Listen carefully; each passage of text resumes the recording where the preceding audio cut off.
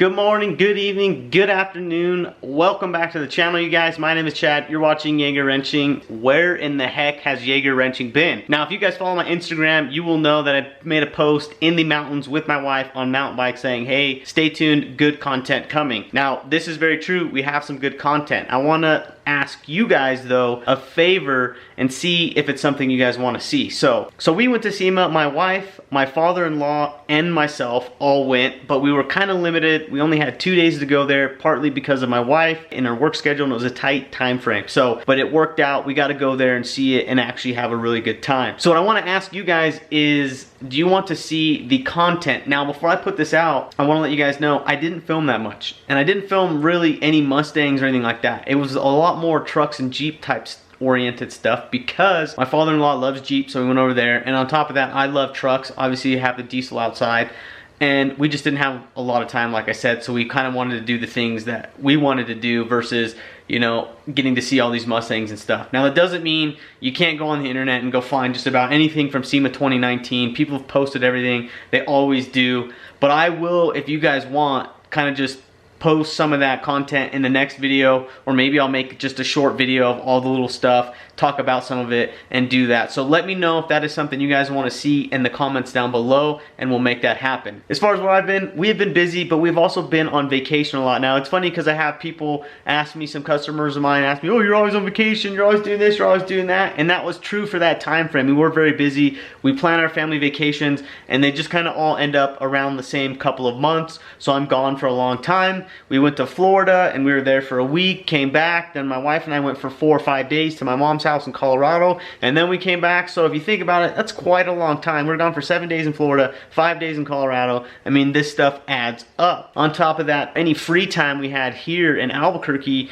we've been riding mountain bikes. So if you guys don't know, that's something that her and I recently got into, partially because my neighbor Joe over there came over on his. My wife and I discussed it a little beforehand, and him riding over on his mountain bike, he kind of convinced us. And after he left, my wife was like, let's go get mountain bikes. And I was like, I'm not opposed to it. So anyways, we went and did that, and you know, let me show you guys the mountain bikes that we got, and then I'm going to talk about the Cobra. So if you look over here, guys, we have two Santa Cruz Chameleon mountain bikes. They are identical, or were when they were brand new, pretty much. The only difference is my wife's bike, which is this one, has a 3-inch wide tire, so 27.5 inches tall by 3 inches wide. And if you look on my bike, it has a 27.5 inch tall by 2.8 inch wide tire. So other than that, these two bikes are identical. They are a 1x11, which one means a single front drive sprocket by a 11 gear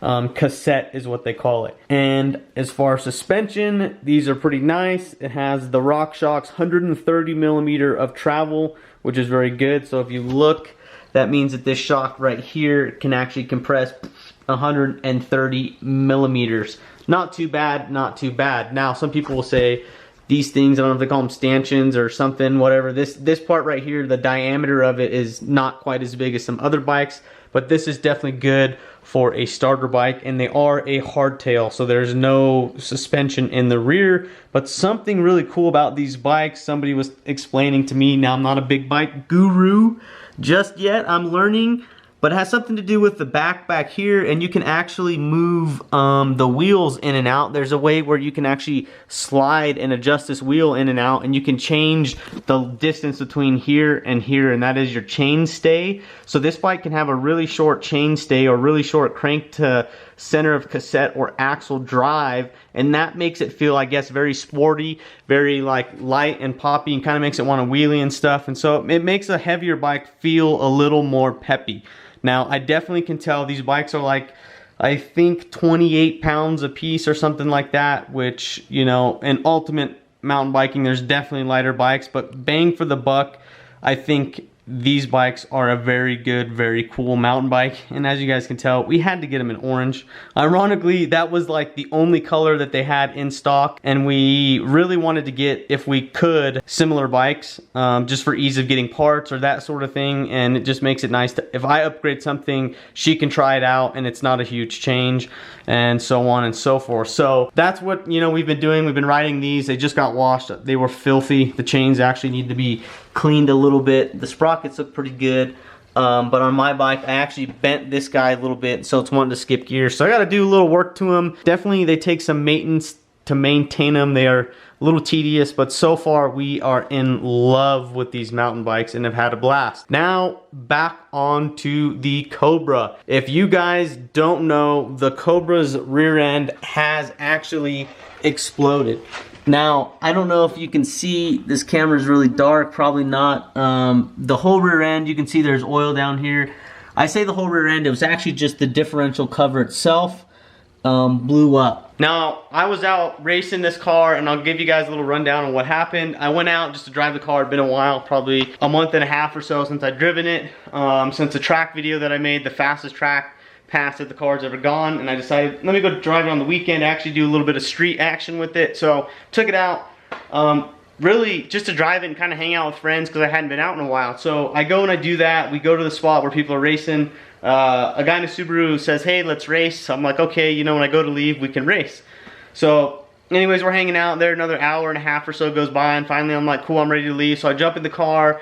We let him know. We go to line up. I do a second gear burnout. Now, I just put the new Hoosiers on. If you guys look, the Hoosiers up here are gone. And they're actually, the new ones are on the Cobra. So the new 26-inch Hoosiers are on the back of the car.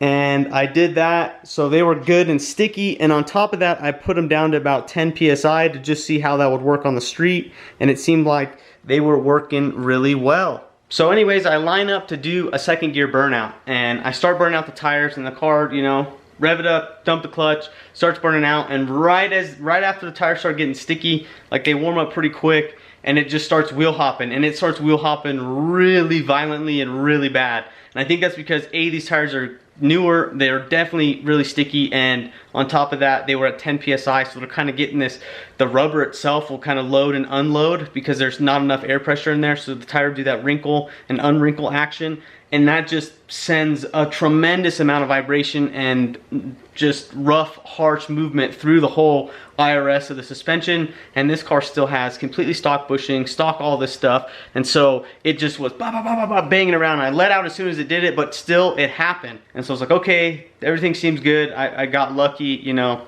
Back up, we line it up, and we take off. It's actually a really good race. And so we go around, he beats me by a little bit, and we go to stop.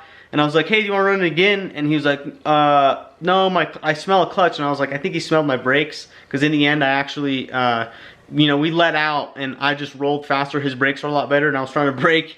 And I'm on skinnies, and so I'm trying to brake. I'm really taking some time to slow down. So I actually go by him, and I think he smells my brakes, thinking it's his clutch. But anyways, we go back around. I ask him, you want to run again? He's like, no, I'm good. I'm like, okay, cool. So I go to leave, and as I'm leaving, this guy's like, hey, race this ZL1 right here. And I'm like, all right, whatever, I'll race. And you know, it's on the way leaving. We kind of do this loop, come around, and I'm on my way to leave. So we line up. I don't do burnout, nothing. And you know, he does a burnout. Light goes off, we take off, and the car feels good. And right when the car spinning a little bit, and right as it goes to hook up and load, I actually think the diff cover was cracked already, and it just shears completely. The rear cover part just shears right off, and it turns the differential up. Basically, all that force is from the wheels is turning the diff up now because there's nothing supporting it in the back. Rips the whole drive shaft out of it and just bangs the bottom of the car, and I can hear it dragging on the ground, and I was like, oh great, and there's nothing. At first, I almost thought I blew the transmission. I was like, really? This is a Magnum? This is, you know, ridiculous. And then I was like, wait a minute, I bet I broke the differential. It just went through my mind. I was like, that's super common on these cars. The wheel hop, all this stuff just went through my brain immediately, and I knew, man, we screwed up. The car is not moving anywhere. So that's when I get out, look at the car, and I tell, I can right then and there see the drive shaft sitting on the ground. The diff is still there, but there's pieces all over the place, oil all over the place, just differential fluid, stinky, nasty, all over. And I'm like, man, this sucks. Because A, I can't get home. At this point, I think it was like 1:15, 1:30 in the morning. I was on my way home, and you know, that's my luck. So anyways, my buddy Kyle from All Wheel Performance was a hero. He lent me his trailer, so I actually called my wife. She came with the truck, picked me up. We went to Kyle's house, got the trailer, went back, had a bunch of the guys help me load it on. I never would have got it on the trailer by myself. So thanks to all those guys for helping me get it on the trailer, and then took it to the house. and I have some video of it here at the house, so I'm gonna go ahead and show you guys that. If you can see, we are standing in the spot where the Cobra should be. So the Cobra is not here. It is outside in that bright, bright land out there, and I'm gonna show you guys why. So let's go check it out. You guys can see it is on the trailer. It's a good looking setup though.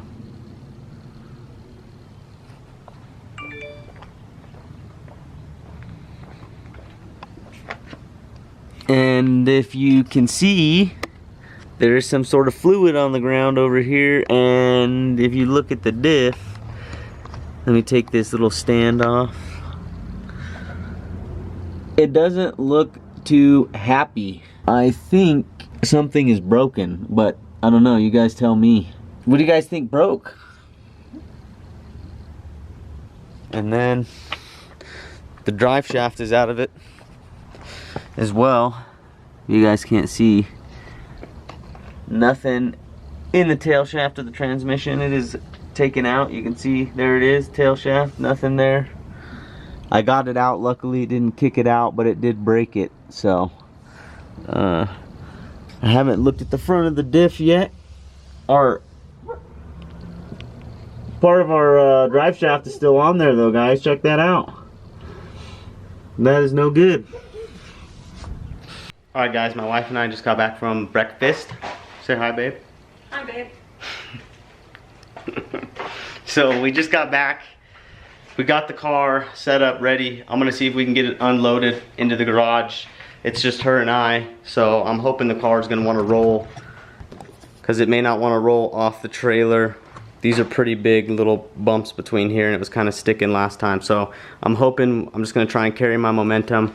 Looks pretty straight for this, relatively. I may scoot that one over a bit, but I think we're pretty good, guys. So I'm gonna set the camera up and we'll get to it. Left side.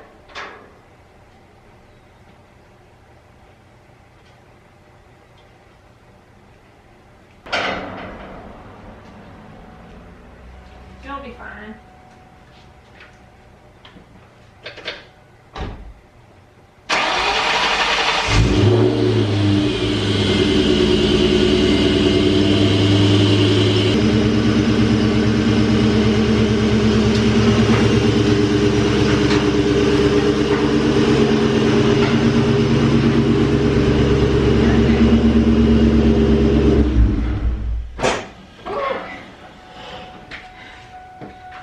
Your car's heavy. Yeah. Thanks, baby. Yeah, I'll clean it up. There it is, guys. Got the Cobra in the garage. Finally. Looks good still. Here's the remnants of its fluid. Looking good. What's up, Joe? What's up? There you go. You can see the car still runs, starts, does everything it should. Obviously, it just won't move. So that's that. But unfortunately, guys, it is what it is, and I don't have any video. I wish I had video of it leaving. I wish somebody had some video of that race. Maybe somebody does, can send it to me. It sucks that the car just blew its guts out all over the place, basically, and became unmovable. So that's happened to the car, and you know, it's just pretty much been sitting since then, because if it had just broke the differential cover, they're like $250, I would have bought one and been back in business. The real bummer is it ripped the U-joints out of the drive shaft, and because of that, that's like a $400 to $800 drive. It's probably $800 if you get it new. It's like $400 or $300 to have a, you know, your stock drive shaft shortened and the new U-joints and yoke put on it. So I'm probably gonna end up calling the company and seeing if they can just fix it, if they can chop the end and weld a new one on and put new U-joints on it, if that's something they can do. I don't know. They may want a whole new setup or something, you know, it really just depends. So I haven't contacted anybody about that yet, and I've just been waiting. And if you guys don't know, YouTube finally started paying me, so I have a little bit of money from that. I think it'll be just enough to potentially cover the it's like 380 bucks. So as of right now, so you know, as time goes on, it's kind of motivating now to do this. That's partly why I was waiting, guys, to be able to make some money to be able to put into the car. It's too expensive to beat this car and not have something to get in return, as far as like I get satisfaction and all that, and it's fun, but financially it is a big drain to keep running a car like this and breaking things and not having YouTube or something else return the investment, essentially. And now that YouTube's finally paying me, it is kind of worth it. It still isn't worth it. It's not like YouTube pays me big bucks or anything, and the whole time I've had my YouTube channel, I've made like $380, and you know, it's taken me years to get there. So I'm not a fast growing YouTube channel, but I plan to be consistent now. That's my whole goal with all this, is now that YouTube pays me, at least we can be consistent and I can see, you know, a sense of making money to be able to keep funding this and keep this cycle going. Because like I said, it's just too expensive to not. I would rather, and that's where I've been, spend my time riding mountain bikes or doing something like that, spending a lot of time with the business instead of this, because it just wasn't paying me and it wasn't enough to warrant that, and I have bills to pay and things to take care of. So now that it's like that, I really plan to show you guys some more of the shop stuff, show you guys some of this, kind of keep that ball rolling and keep things interesting. So yeah, guys, so that's pretty much it. I'll show you guys the Cobra, show you what it looks like. It has a flat tire because it's been sitting so long. The engine bay looks good, so I'm actually going to put some air in this thing. But the front of the car is very clean still, very pretty car. I love this car, man. I see it and, you know, makes me sad to see it sitting here. I kind of want to move it a little bit closer to the wall too, but if you guys look at this front tire, it's definitely low. Pretty flat. This one's the only tire of all these tires that has ever leaked air. I don't know why. I mean, these guys would like really slowly, like any car, leak air, but that tire over there is the one that leaks all the freaking air. So anyways, Jaegerwrenching has been riding dirt bikes here with my neighbor Joe, riding mountain bikes with my wife and my neighbor Joe, and you know, and that's pretty much been that, and doing a lot with the business. You know, I'm pleased to say I'm really happy with where the business is at. I'm also really happy to be making YouTube videos again. So I've installed a 5.2 liter long block in a Mustang, 2012 Mustang GT. This was for a customer named Vince of mine. He came to me, we spoke about this like a year ago, about doing some cams and all this. And he's like, oh, that's too much money. And I said, okay, it is what it is. It's as cheap as I can go. And then he finally got a long block, and anyways, this long block that he got, he wanted me to install, so I ended up doing it, and I videotaped the whole entire thing. Now, his original short block broke, and yeah, so you guys will get to see that video. That video is coming up next, so I want to show you guys that. But again, let me know if you want to see the SEMA stuff. If you do, it's not very much, but I will show you guys, share it with you. It's more clips of a couple Jeeps and trucks. The next video on the agenda is the 5.2. I'm editing this video right now tonight. I'm gonna get it up tonight, and then in a day or two, the other 5.2 liter video. I don't know if it's gonna be 1 or 2 parts yet. It was gonna be 2 if I put some SEMA stuff in the beginning. I think I'll make that like 2 parts. I'll do a little bit of SEMA, and then the first part of the 5.2 build, and then we'll finish the 5.2 liter build, and then I have another video or 2 after that, a little bit of mountain biking stuff. I just want to show you guys, see what you guys think about it, see if it's something you know you guys are interested in watching. I think it's cool, plus not a lot of people really understand just how much fun mountain bike riding is. So I'll throw that in there and see if you guys hate it or like it, or you know, maybe it could be something I do once a week or once a month. I throw in, you know, a mountain biking video or something. So anyways, I appreciate you guys for watching. If you have any video requests, anything you want to know about these cars, from tuning to tires to wheel offsets to, you know, modifications, anything you want to know, ask me in the comments below, and who knows, maybe I will make a video out of that. But as always, I appreciate you guys for watching. Keep wrenching on your own cars, keep kicking butt, and I'll see you guys in the next video. But it's time for you to get the heck out of here.